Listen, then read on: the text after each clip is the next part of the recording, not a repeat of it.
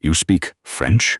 the man in the charcoal suit said, and the way he said it, slow, almost amused, made it clear he didn't actually believe she did.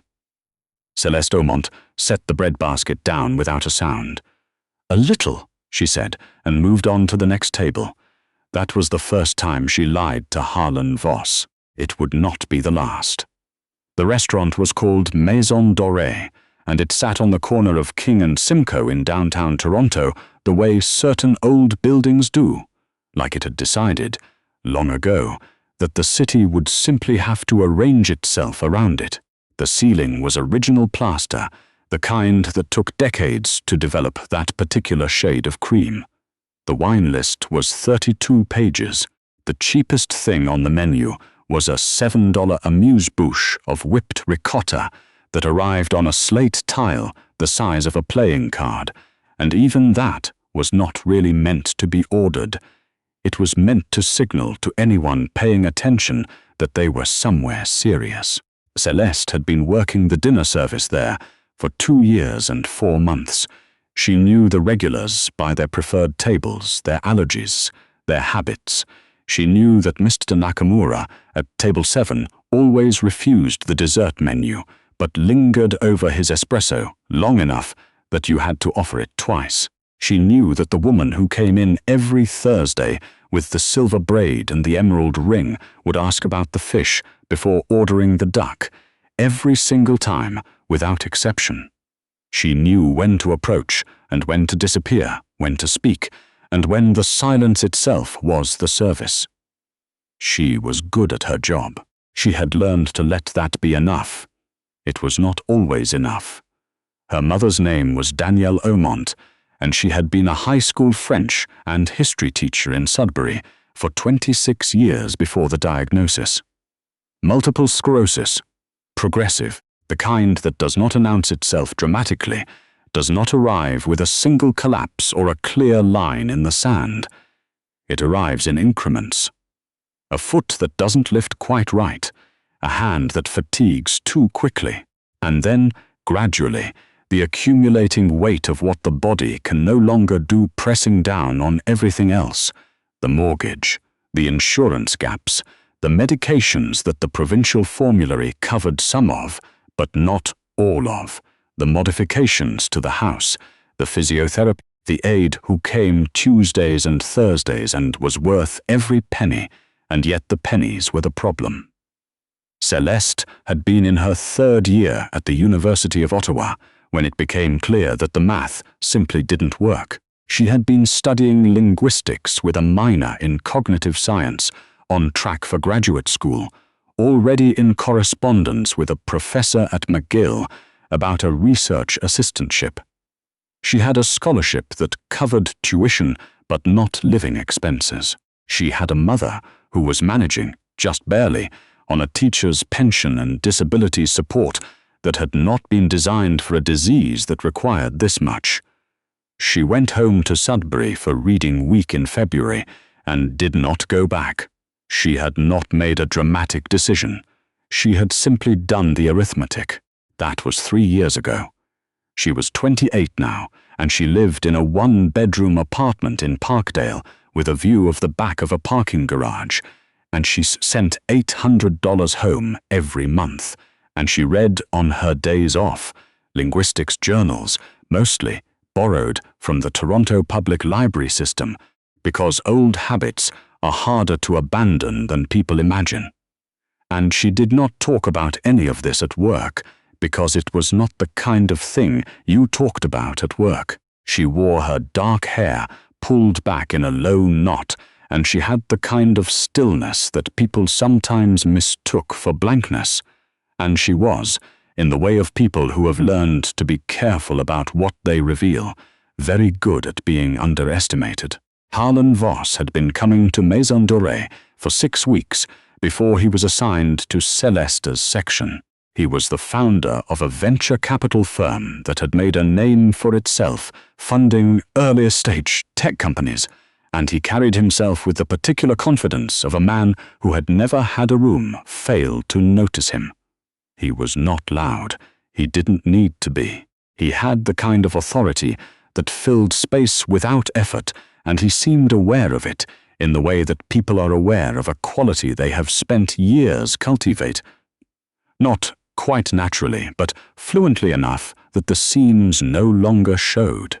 He came in on a Tuesday evening with 3 people, a woman, Céleste, recognized as a senior partner at a Bay Street firm, a younger man with the careful grooming of someone recently promoted, and a 4th person who arrived 10 minutes late and sat without removing his coat for the first several minutes, which told Céleste something, though she wasn't sure yet what. She brought the menus. She recited the evening's specials. A sablefish with a beurre blanc that the kitchen had been refining for 2 weeks and was finally right. A venison with a juniper reduction that was genuinely worth ordering. She answered questions about the wine list with the kind of specificity that required actual knowledge, not memorized talking points. She was pleasant. She was efficient. She was, as far as Harlan Voss was concerned, invisible. This became clear approximately 20 minutes into the meal, when he said something to the man across from him, the younger one, whose name appeared to be Davies, and said it in French. Not a phrase, not a pleasantry, a full sentence, delivered with the ease of someone who had learned the language young and used it often, designed so that the woman from the law firm and the late-arriving man in the coat would not understand it. Céleste was refilling water glasses 2 feet away and understood every word. He had said, "She's been hovering for 10 minutes. Does she not realize we're trying to have a conversation? Or is she simply not capable of reading the room?" Davies had smiled, faintly, in the way of a man who laughs at things he knows he shouldn't. Céleste set down the water pitcher. She said nothing. She moved to the next table. Inside, something that had been sitting very still for a long time shifted slightly, like a floorboard settling. She told herself, walking home that night along King Street with the April wind coming off the lake in cold, sharp gusts, that it didn't matter. She had encountered condescension before. It came with the work, not from everyone, not even from most people, but reliably enough that you learned to process it and move past it without letting it take up residence. You filed it away and kept going. That was the job, but she found herself thinking about it longer than she should have. Not because of the words themselves. She had heard worse in various registers, but because of the assumption embedded in them.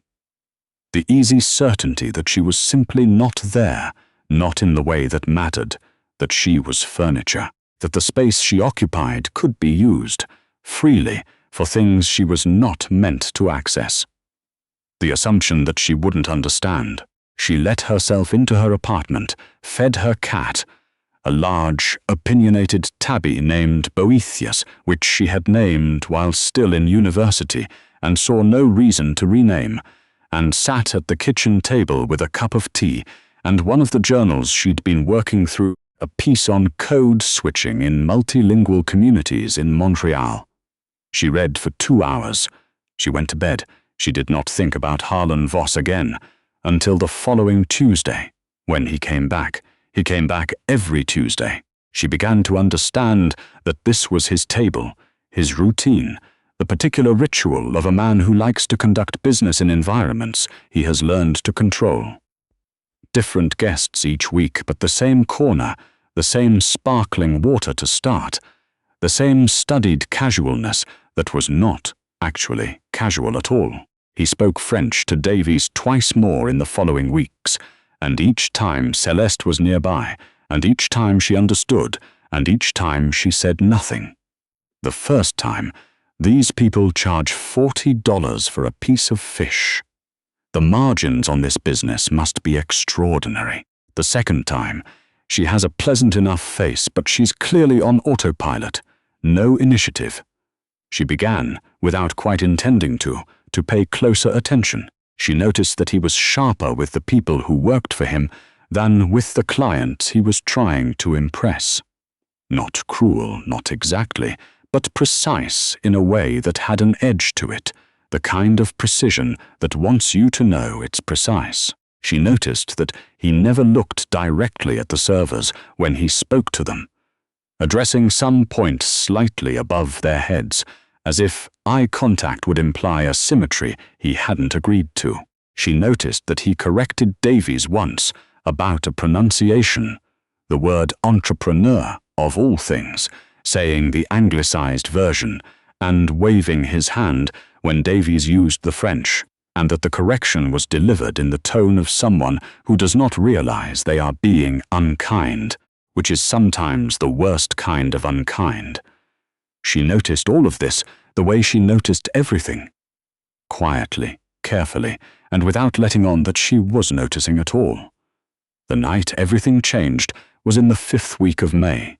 Voss arrived with a different group.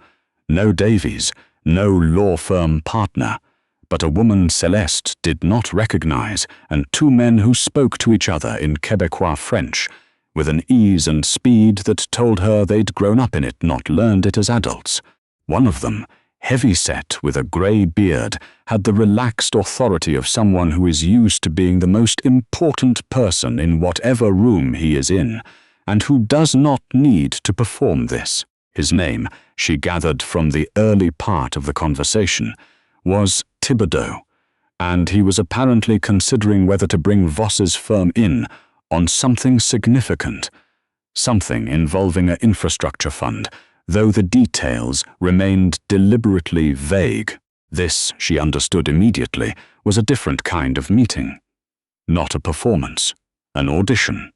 Voss was, for the first time since she had been observing him, slightly off balance. He was still smooth, still confident, but there was a quality to his attention that was different from his usual ease, a monitoring quality, a calibration. He was managing the conversation rather than owning it, and the difference, to anyone paying close attention, was visible. He ordered in English. Thibodeau and his companion responded in French. The back and forth had the texture of a test that nobody was formally acknowledging as a test. Céleste came to take the appetizer order and stood at the corner of the table with her notepad and said nothing that wasn't required. And Thibodeau looked at her and said, in French, with the frankness of someone who simply talks to people the way they talk to people, "What do you recommend this evening? Honestly, not the expensive thing, the good thing." She answered him in French without pausing. She told him that the scallop was excellent, but that the kitchen was prouder of it than they should be, that the real standout was the roasted beet preparation that was technically listed as a side, that the lamb had been notably better the past 2 weeks than it was this week, and she wouldn't stake her reputation on it tonight, and that if he was going to drink red, he should let her choose within his price range, because the sommelier had made 2 decisions on the current list that she respectfully disagreed with. Thibodeau laughed, not politely, genuinely. "You speak excellent French," he said. "My mother is from Sudbury," Céleste said.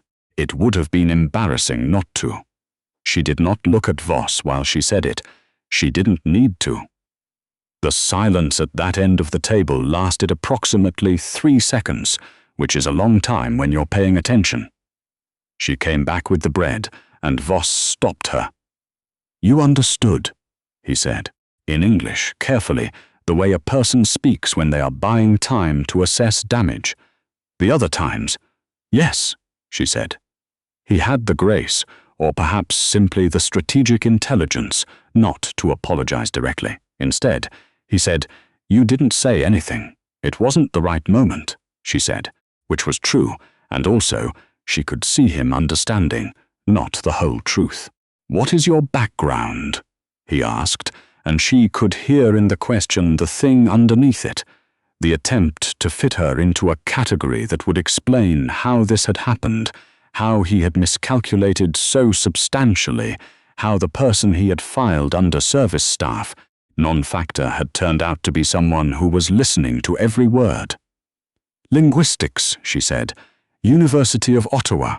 I didn't finish. Why not? She looked at him steadily. I had to make a choice.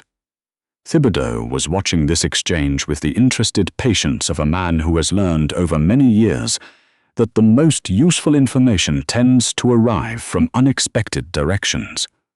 What kind of choice? Voss asked. The kind you make when someone you love needs you and the math doesn't work any other way, she said, and her voice was even because she had learned to keep it even, but there was something in it that was not soft, not angry, not resentful, but entirely clear. It wasn't a tragedy, it was a decision. Voss said nothing.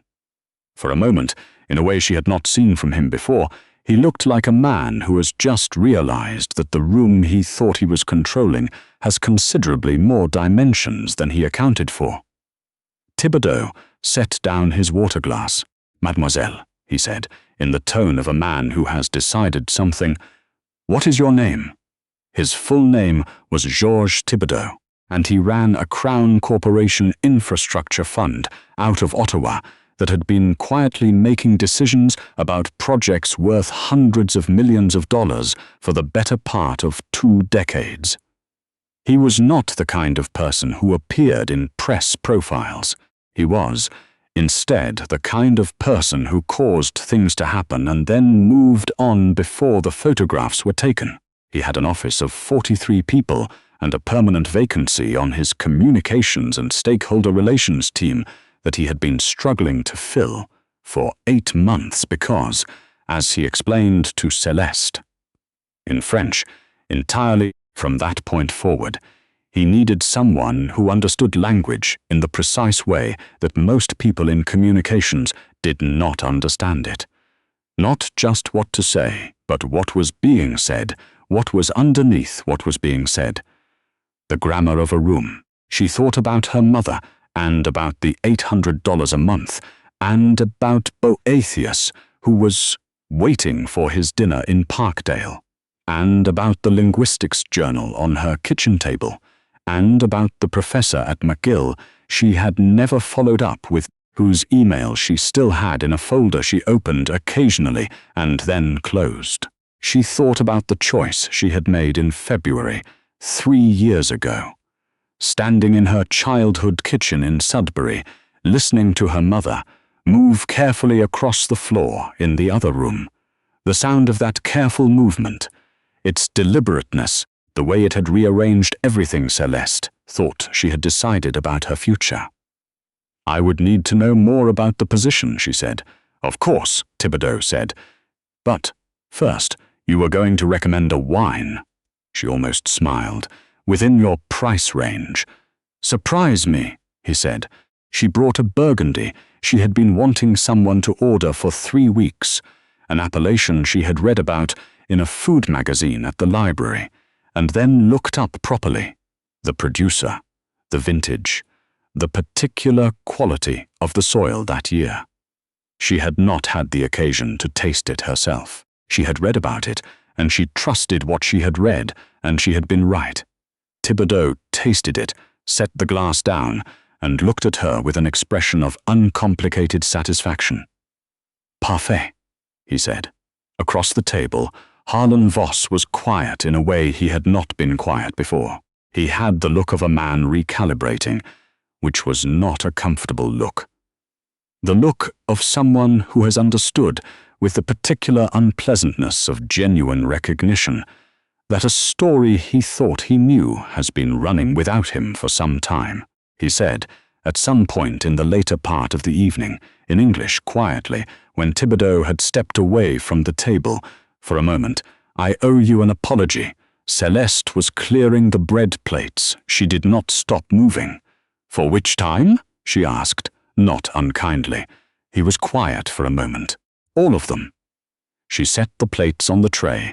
She looked at him directly, the first time she had done so clearly, without the professional overlay that made looking at a guest a service gesture rather than a human one. Mr. Voss, she said, people make assumptions about what other people can hear, what they're capable of, what they're interested in. I've spent my whole life being in rooms where people assumed I wasn't really in the room. She paused. The ones worth knowing figure it out eventually. She picked up the tray. Some of them, she added, figure it out sooner. She emailed the professor at McGill 6 weeks later from a new email address with a new job title in her signature, Stakeholder Communications Analyst, Thibodeau's office, Ottawa, apologizing for the delay with a directness that made no excuses and explaining briefly where she had been. The professor remembered her. She had thought he might not, but he did. He said the research assistantship was no longer available, but that there was a part-time consultancy on a language policy project he was running for a federal advisory body. If she was interested. She was interested. Her mother called on a Thursday evening, as she usually did, and Céleste was in her new apartment in the Glebe, smaller than the Parkdale place. Oddly, though in a city with better transit, and she was standing at the window looking at an Ottawa street that was still learning to be familiar. "You sound different," her mother said. "Different how?" A pause, in which Danielle Aumont did what she always did, which was consider the question with the patience of a woman who had spent 26 years teaching teenagers to think about what words actually meant. "Less like you're holding something," she said finally. Céleste thought about a table in the corner of a restaurant on King Street, and a man who had spoken about her in French within 2 feet of her body, and the 3 seconds of silence that had changed the temperature of a room, and a glass of Burgundy she had trusted without tasting. "I'm still holding things," she said. "Just different ones." Outside. The spring light was settling over the Rideau River, the particular gold of a Canadian evening in late May, when the cold has finally relented and the city seems briefly, genuinely surprised by its own warmth.